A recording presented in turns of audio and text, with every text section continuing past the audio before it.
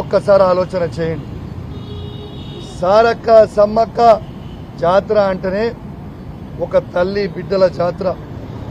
అట్లాంటి తల్లి బిడ్డల జాతరలో మేము పోయినప్పుడు ఒక తల్లిని గొరగొరగొర పోలీసులు గుంజుకపోతుంటే ఒక బిడ్డ ఏడుస్తా ఉన్నది. ఇది న్యాయమేనా అని నేను అడుగుతా ఉన్నాను. ఇది న్యాయమా అని నేను అడుగుతా ఉన్నాను.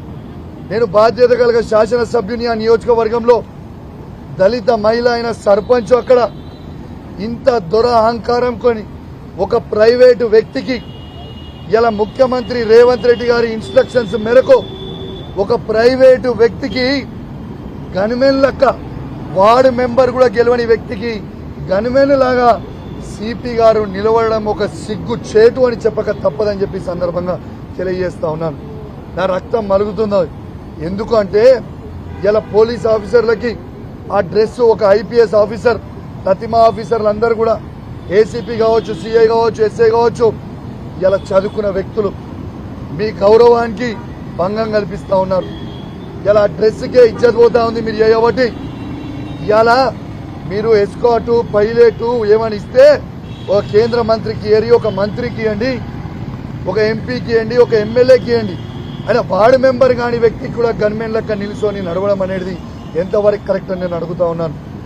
అయినా సమ్మక్క సారక్క జాతరకి పోయే అధికారం నాకు లేదా? నేను దండం పెట్టుకునే అధికారం నాకు లేదా?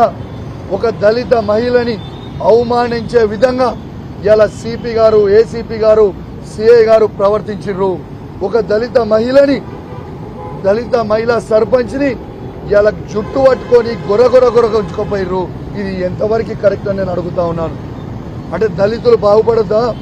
దళితులది పెద్దరికం ఉండొద్దా? ఇదే దళితులు ఆడ వచ్చి కొబ్బరికాయ కొట్టొద్దా? కొట్టి దేవునికి మొక్కొద్దా అని నేను అడుగుతా ఉన్నాను. ప్రజల్లారా ఆలోచన చేయండి. ఎంత దౌర్భాగ్యమైన పరిస్థితి నడుస్తూ ఉందో.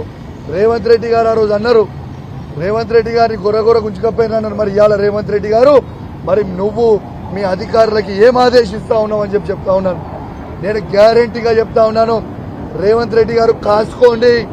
మీరు ఎంత హరాస్మెంట్ అని చేసినా నేను మిమ్మల్ని వదిలిపెట్టను, ఆ పోలీస్ ఆఫీసర్లను కూడా వదిలిపెట్టను.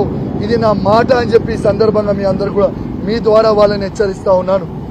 ఇలా నేను చెప్తా ఉన్నాను, ఈ ఓవర్ యాక్షన్ చేసిన పోలీసు వాళ్ళని ఖచ్చితంగా ఇలా ప్రివిలేజ్ మోషన్ మూవ్ చేసిన ఇలా మా మహిళా సర్పంచ్ గారు ఇలా పోలీస్ స్టేషన్ లో SC ST కేసు ఇలా వాళ్ళ మీద పిటిషన్ సిపి గారి మీద, ఏసీపీ గారి మీద